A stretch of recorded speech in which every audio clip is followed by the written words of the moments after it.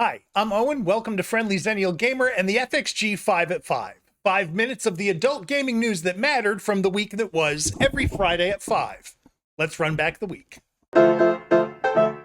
We have to start with the wildest fandom meltdown of the year so far. Grand Theft Auto 6 fanatics this week collectively lost the plot. It started Tuesday when a fresh round of rumors prognosticated that Trailer 3 was finally dropping.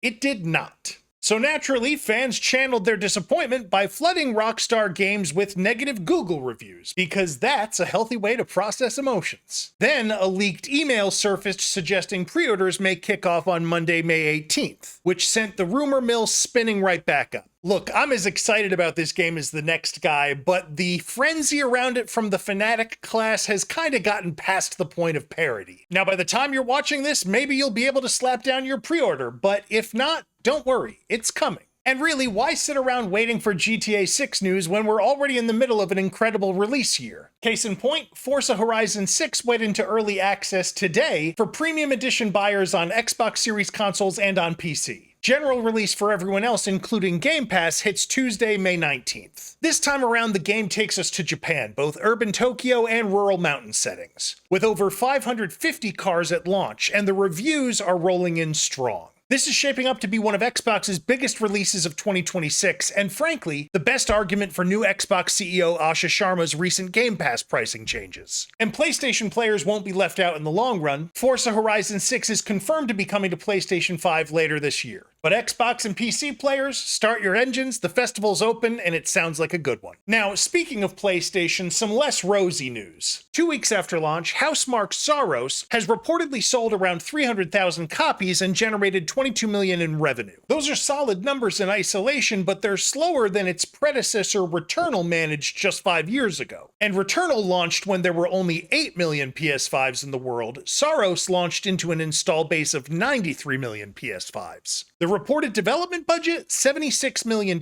which means Saros may struggle to break even on PS5 sales alone. Now, I'm not a big roguelike guy myself, but my read is that a lot of PlayStation owners might be surmising what I have, and that's that this one will probably hit PS Plus eventually. And this might just be an instance of Sony's subscription service cannibalizing first-party sales a bit. It'll be a tension to watch as the year unfolds. Critics adore Saros, but adoration doesn't always pay the bills. And when it comes to bills, the Switch 2 price hike that investors were demanding has officially landed. Heading into last weekend, Nintendo confirmed the Switch 2 will now retail for $500 in the US, up $50 from launch. And here's the kicker, Nintendo says they're still selling it at a loss. They're banking on software to make up the difference. Now, to soften the blow, they assured fans that there's a slate of unannounced Switch 2 exclusives still to come later this year. So the console now costs more, but you'll have the privilege of being able to play more games that you can't play anywhere else. I'm not sure that customers are exactly going to buy that pitch, but credit where it's due, at least they're trying their best to keep the Switch 2 library robust. But Nintendo's share price did drop on the news too, so the market is clearly watching. And meanwhile, Nintendo's old rival turned pal, Sega, actually made some news of their own this week. The long-teased, often delayed, eternally confusing Sega Super Game initiative has officially been cast onto the ash heap of history. Sega has fully abandoned development. No tears from me on that one. That one always felt like a project in search of a cause. But in news that I think will genuinely excite a lot of viewers of FXG, the modern open-world remakes of Sega's Crazy Taxi and Jet Set Radio are confirmed to both be still on the way. And those are two titles from the House of Sonic that I think adult gamers will really enjoy a walk down memory lane with. And finally, a quick soapbox moment around some news. Arc Raiders announced this week they're shifting to just 2 major updates a year, and some players are furious. But I say good. I've about had it with the live service treadmill around games of late. Constant updates, constant battle passes, constant microtransactions, and constant fear of missing out. If I dip back into a live service game, I feel like I've missed 3 seasons of content and I lose interest and just bounce off. And player counts around a lot of live service games suggest that I'm not alone. But big biannual feature drops like this give players a reason to return. They package new features to feel more substantial, and they create critical masses of players returning around new features. So some players might be complaining, but I actually hope we see a lot more measured approaches like this. And that's what's on my leaderboard as we wind down the week. Tune in again next Friday, get caught up, and sound off in the comments about the gaming headlines that interest you most. Till next time, I'm Owen, the Friendly Xennial Gamer. Thanks for joining me for this Friday 5 at 5.